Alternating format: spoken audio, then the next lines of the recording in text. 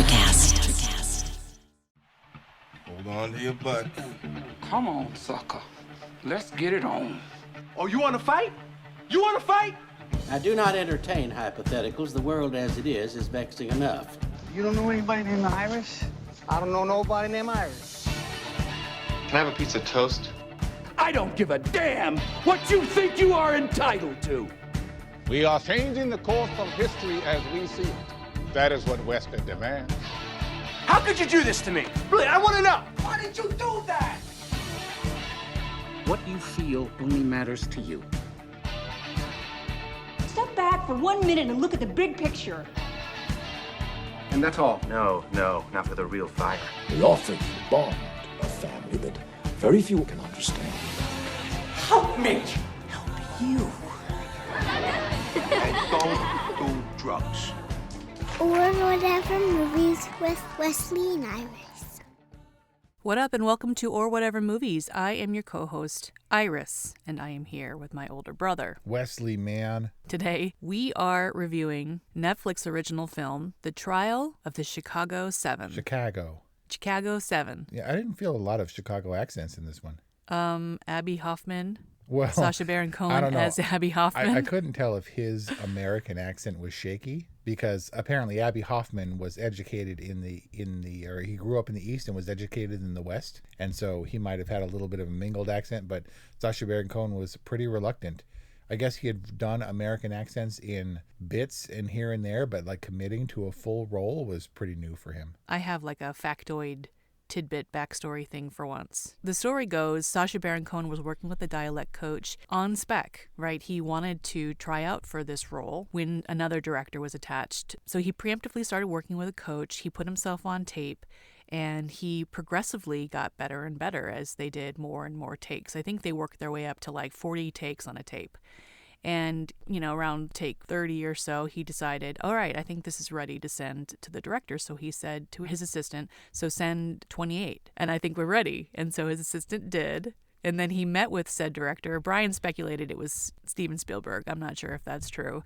And Steven Spielberg was like, well, on take 1, I could tell you were pretty shaky. But by take 28 at the end, you seemed like you were really getting a handle on this accent thing. That's funny, man. You are only as good as your weakest link, right? The weakest link on your team. I have been that person. I almost brought down my literary manager that I interned for. Cherie Guitar? Yes, I once unblind CC'd everybody a script that she sent out.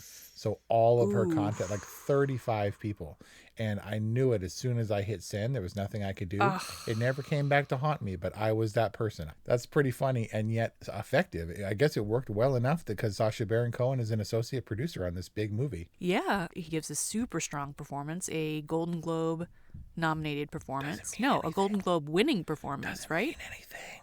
Definitely a film better the second time around, in my humble opinion. It was pretty dense. It was kind of an experience. As Aaron Sorkin, the director, had mentioned, and the writer had mentioned, he wasn't going so much for authenticity as he was for overall sentiment and the heart of the story. I can sense this because it feels dense, but light on its feet. Like it feels unburdened by the truth. Yes. Despite it being a very heavy story. Does that make sense? Yes, absolutely. I mean, it has the hallmarks of a sweeping, fun, accessible. I mean, it's impossible to say that any of this subject matter is fun, but it does feel light and not taking itself too seriously, albeit serious subject matter. Maybe stylish is the right word. And Aaron Sorkin, having been around a long time, regarded as one of the best writers in the business, he hasn't directed many films. Yeah, he directed the rather disappointing Molly's Game. I don't know. I thought that was solid. I felt like it was small scale enough so that it could be his first foray into directing without being complicated and sprawling and ambitious and a massive cast like this one was. I think maybe I just had Jessica Chastain fatigue when Molly's Game came out. She was a thing certainly for a while and has slacked off a little bit, but she was in like 8 movies at one point a year, right? Yeah.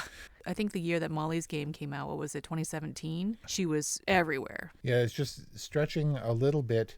He used all his talent on this movie, and it's worth noting that Sacha Baron Cohen is famous for his improv work, and to be kind of tied to a writer who's very particular about his words, it's almost the opposite of improv, right? Where the script is more gospel. Right. But he takes, to Aaron Sorkin's credit, he takes from many sources. He's made no secret about the fact that he'll go in, watch a piece of entertainment, and come out with his mind spinning of, okay, I learned this, and I learned that, and I'm definitely going to use this. I thought that for a director early on in his directing career, the riot scenes were handled really well. I thought that there was a nice mix of the establishing shots with dozens and dozens of police protecting that stupid statue in Grant Park and the rioters kind of coming head to head Braveheart style. And then it was a lot of intimate, like really close billy clubs against skulls kind of shot. But it gave a great picture. And like JFK, it was intercut with archival footage. And maybe it was a cheat, but it was immersive and it felt historically significant. And yet it still felt biased. There was one shot in particular in the riot scenes. I'm not sure which riot scene it was, but it was like a medium of a young woman, probably in her teens, with little blonde braided pigtails getting clubbed in the head. And I was like, damn.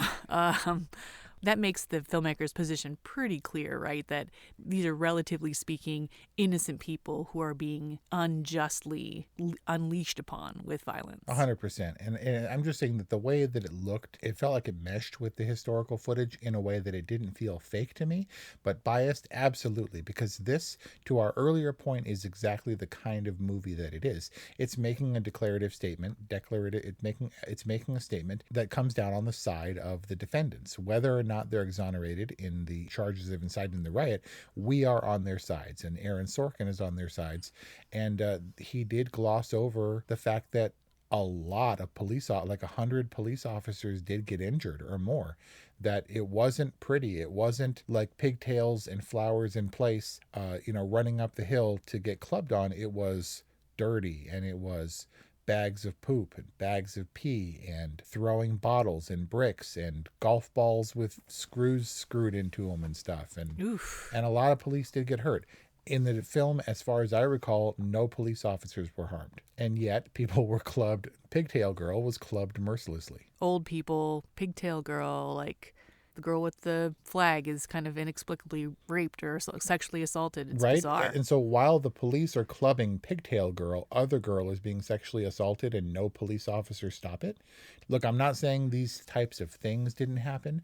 It was just clear what the filmmaker's agenda was. And this is the poetic license we accept with cinema. Not to suggest that these things are glorified or justified in any way, of course, but it was clear that Aaron Sorkin was on the side of the yippies, right? Yuppie hippies? Oh, the Youth International Party. That one, the yippies. Yeah, of which Abby Hoffman and Jerry Rubin are the leaders. Right. Jerry Rubin, my man. How's Gary? Jeremy Strong. What? You just don't have the context for Jeremy Strong. Well, no, but you saw The Big Short recently, so I hope you would have renewed respect for Jeremy Strong. I don't know who this dude is. The guy who played Jerry Rubin, that he doesn't know what to do with the egg. Oh. He was pretty much buried under that wig. Well, and very much hidden in the shadow of Abby Hoffman, like quite literally. Who towers over him by like 3 exactly. feet. Yeah, Sacha Baron Cohen is a big dude. I mean, look, I get that like JoGoLev and EdRed are pretty small dudes, but Sacha Baron Cohen's at least 6'3", right? He's got to be. Yeah, 6'3" and like so lanky. Yeah, and so perfectly paired with Jeremy Strong as Jerry Rubin. With another 3 inches of hair, probably. 3 inches of hair and probably lifts because that was the style of the day.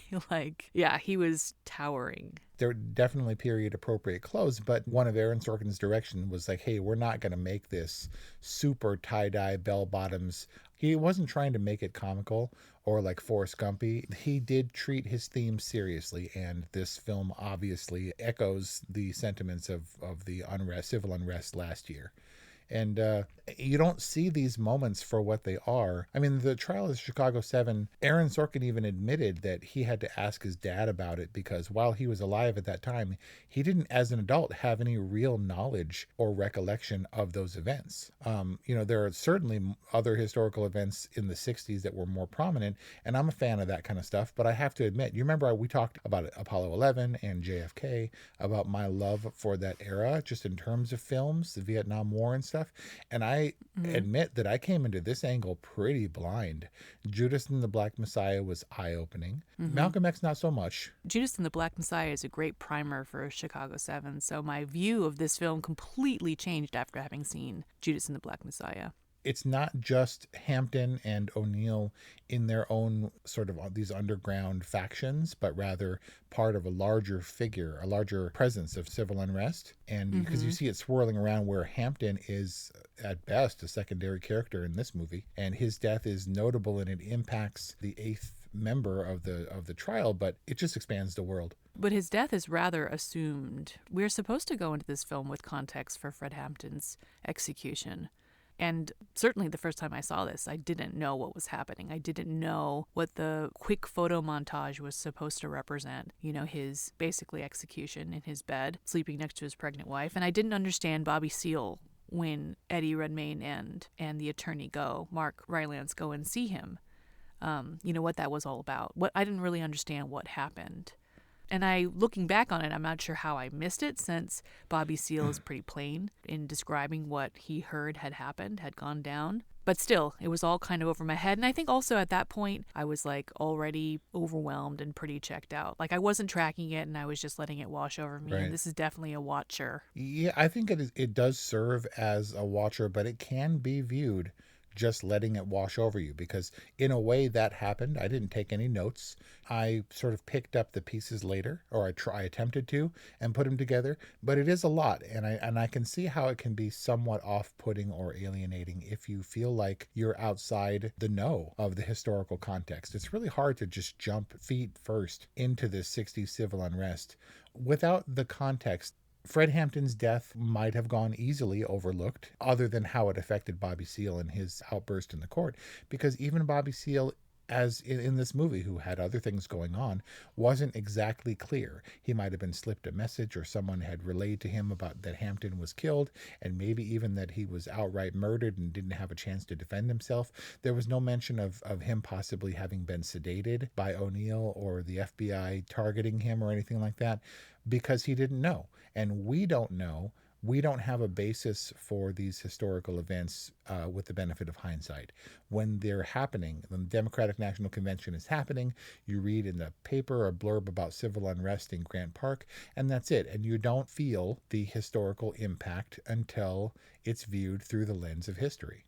And I think that knowing that going into it, you can just let sort of history be presented to you on a platter, which I think Aaron Sorkin did a pretty good job of doing. He pulled together all these disparate elements and told several stories, and kind of loosely threaded through this trial that was otherwise kind of uneventful. Like, who cares about the guys who may or may not have incited the riot being exonerated, ultimately, spoiler, except that they hold the threads for all these other stories that paint a picture in general of 60s civil unrest. But there aren't a lot of detours. We stick pretty faithfully to the trial as the spine of this story. Ooh, do we? And that was compelling in itself, but there were a lot of people to keep track of those threads, and so we needed this sort of hub, and we can focus on the fun, goofy participants who are portrayed as bad guys, as opposed to the obvious bad guy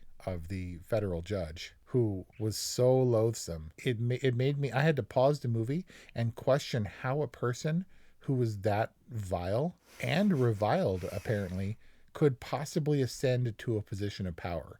You and I work in an industry where that happens, seems to happen all the time. It's like the more forceful and brusque you are, the more willing you are to step on other people, and to, most importantly, be decisive, you can go anywhere. I'd like to think that that's coming to an end. I hope so.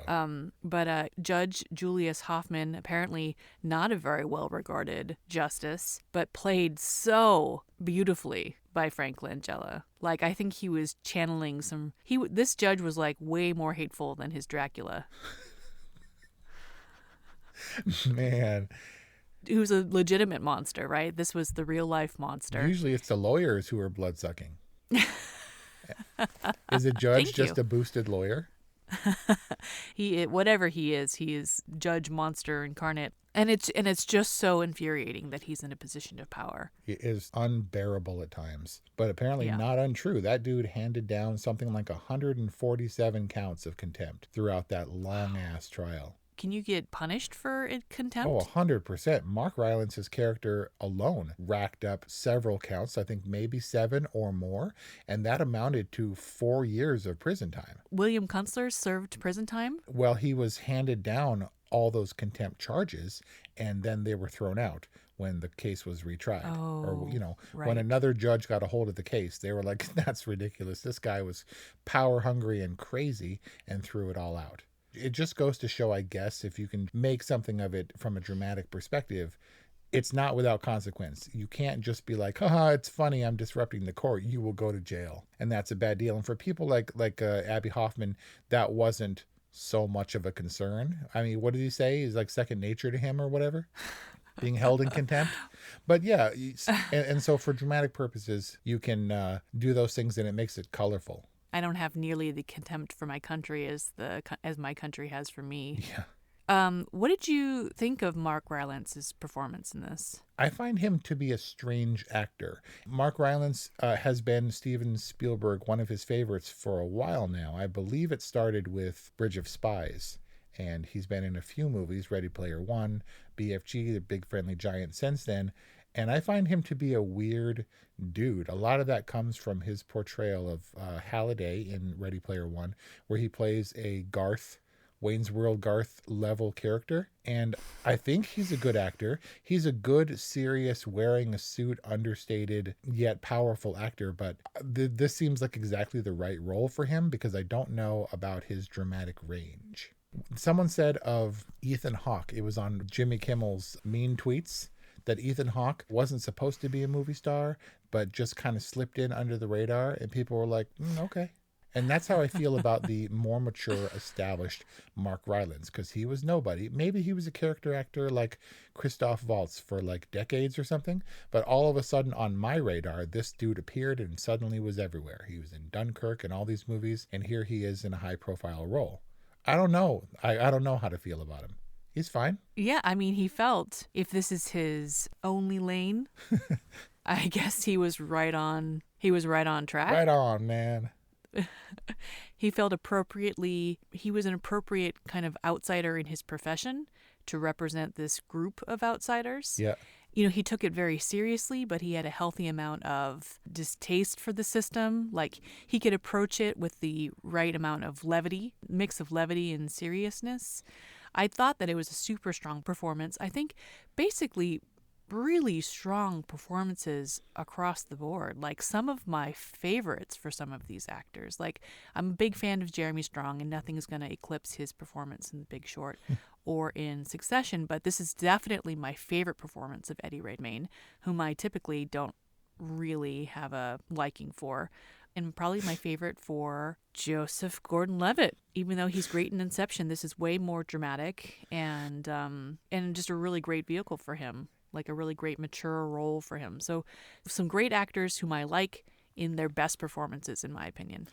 He always looks like a little kid to me. He looks like a kid at the big people's table, at the big lawyers table. He's just a little dude, and I got no problem because, like you said, I think in Inception he was great, and he was very serious. And while he's a little bit small, I thought he was pretty good at fight scenes, inexplicably. But EdRed, not altogether that big a dude either. He's a little Harry Potter-looking wizard dude, right? But Fantastic Beasts. Well, yeah, but it's the wizarding world of Harry Potter. But Eddie Redmayne makes me laugh because there have been online comparisons where they're like, it's one of those once you see it, you can never unsee it thing. And he has the exact same face without the hair as Felicity Jones. And I wonder if that's part of your contempt.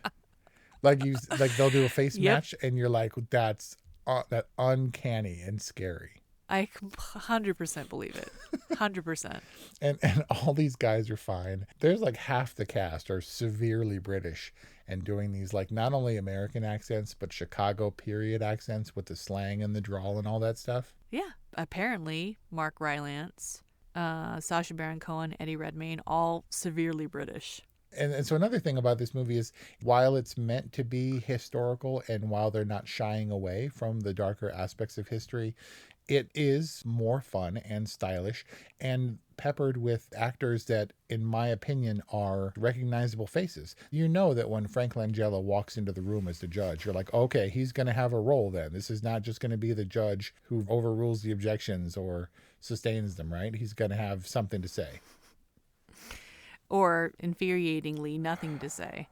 There were a lot of prop ticks in the courtroom between Judge Hoffman's glasses and Bill Kunstler's glasses and Schultz's suits, buttoning of suit jackets. Yeah. Like, did you notice this? I did notice the compulsive buttoning and unbuttoning of the coat.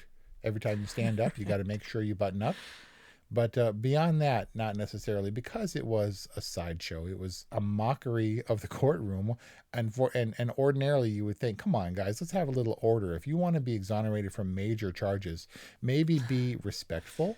And, you know, when they've got the robes and then the police, which apparently was all true. They took off those robes in real life and stepped on them as a show of defiance. They didn't have police uniforms under it, so it's not all true. Were they all wearing those white jumpsuits in solidarity with Dellinger, or was that just the dress for the final statement? We did have that question.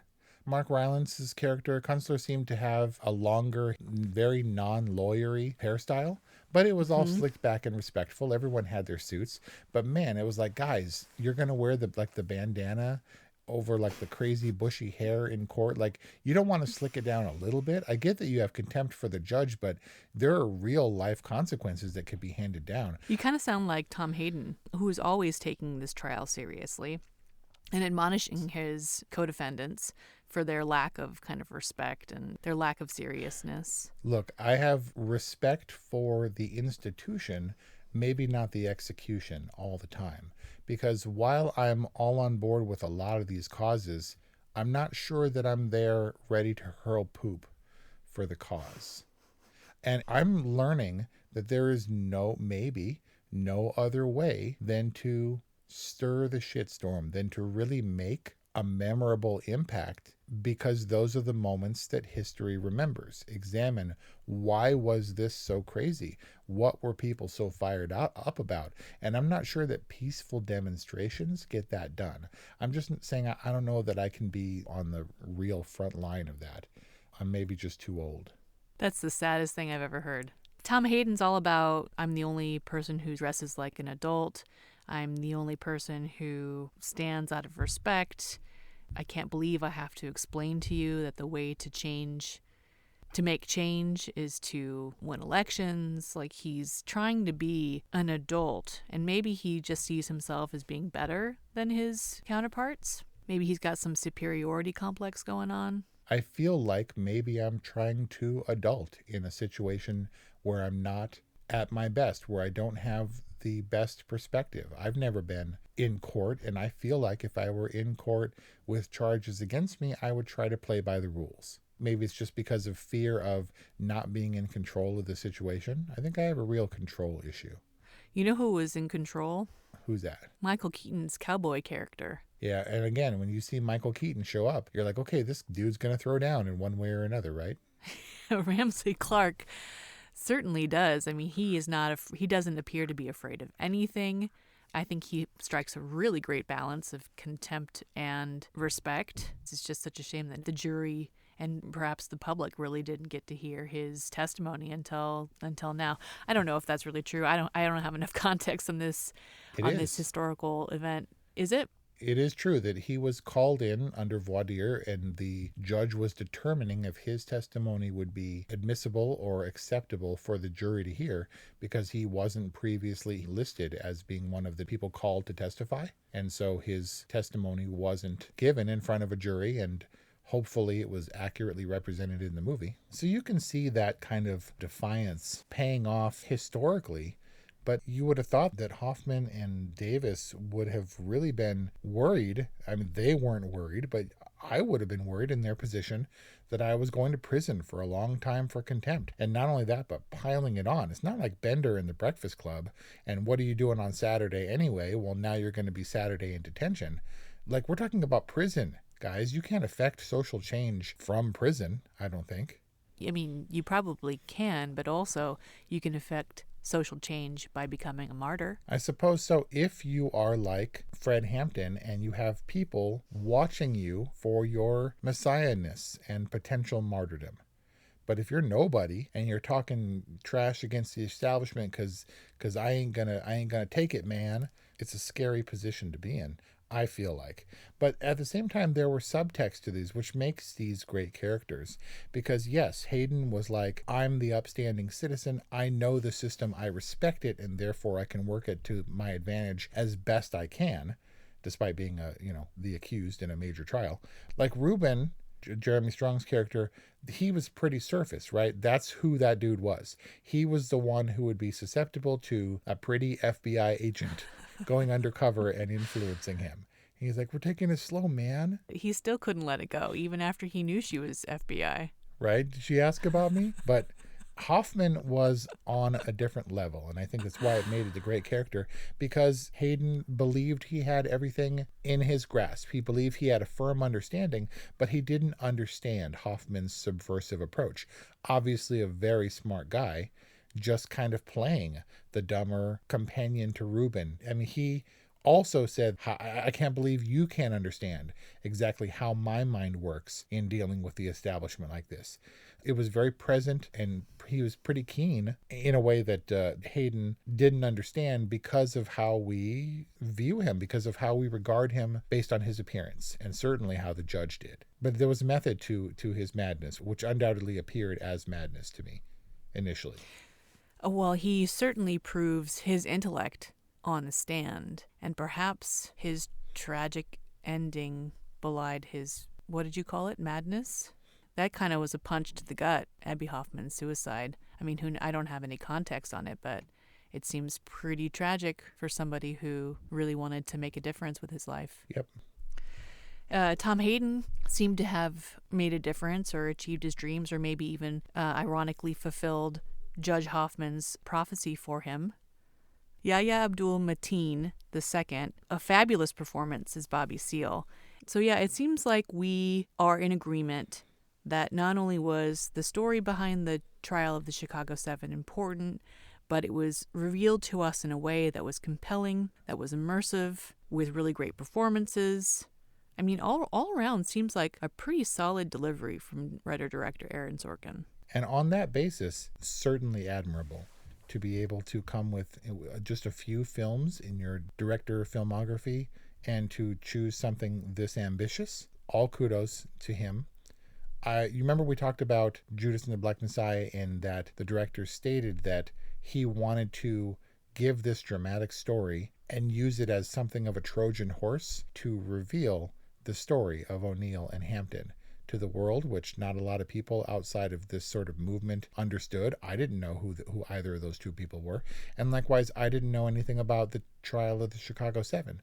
I was a little bit hesitant because we had just seen a Fred Hampton movie. I knew that he factored into this one in some way, and I wasn't sure if we were going to review it because I didn't want to be redundant. We had a Hampton film ready to go, but this was different, and I think it was presented to us in a lighter, more stylish, more engaging way to deliver this relatively small in the scope of things trial. I think of it as kind of JFK light for me, because it wasn't as hard-hitting, but editing, the writing certainly is crisp, and yet kind of reserved for Aaron Sorkin. I always regarded him as being wordy, on the verge of being just a touch too clever. Like the comebacks are a little bit too snappy and too immediate. And this one felt more measured and careful, and not quite as quippy, because not everyone was super intelligent. But also it felt real to me, and not like, oh, that was profoundly Aaron Sorkin in style. But it was sweeping, and the score at the end with the furious applause over the raised fists and the reading of the names. But stylistically, it was presented in a way that was gratifying. The intercutting of monologues from different people to recount the historical, the setting and to recount what happened, cutting from person to person within more or less the same monologue. In the cold open? It happened a couple of times where they would just jump from character to character, continuing the same narrative thread on the word. It was these moments culled from history, developed and shaped and stylized and presented to us in a way that, like a Trojan horse, unveiled this story to me, which I might not have known about, and I found it enjoyable. Trial of the Chicago 7, for my official rating, is a solid all right rating. Rewatchable, there's a lot to admire for a movie that thematically wasn't meant to be enjoyed. The Trial of the Chicago 7, a Netflix original film. History served on a platter. A solid all right from Wes, a good from Iris. Many props to writer-director Aaron Sorkin for some of the best performances from these actors that I've seen. We would love to know what you think. Let us know. 818-835-0473. Hit us up on our hotline or send us an email or whatevermovies@gmail.com. Thank you for listening. We'll see you next time. Man. Introducing the Deep Leadership Podcast. Leadership is a people business. That's the philosophy of your podcast host, John Rennie. As a former submarine officer who spent 22 years leading businesses in corporate America before starting his own manufacturing business, he knows that leadership matters. Deep Leadership is real-world, actionable leadership advice from John and his expert guests. Become a leader worth following. Subscribe today. Electricast. Hey there, I'm DC. I host the rock podcast, Back to the Arena, The Interviews. It's about a 30-minute podcast where I talk one-on-one with a band who has released new music. You can find us on all the best podcast sites like Spotify, Apple, Google, iHeartRadio, and more. If you're a rock fan like me, subscribe today to Back to the Arena, The Interviews. Electricast.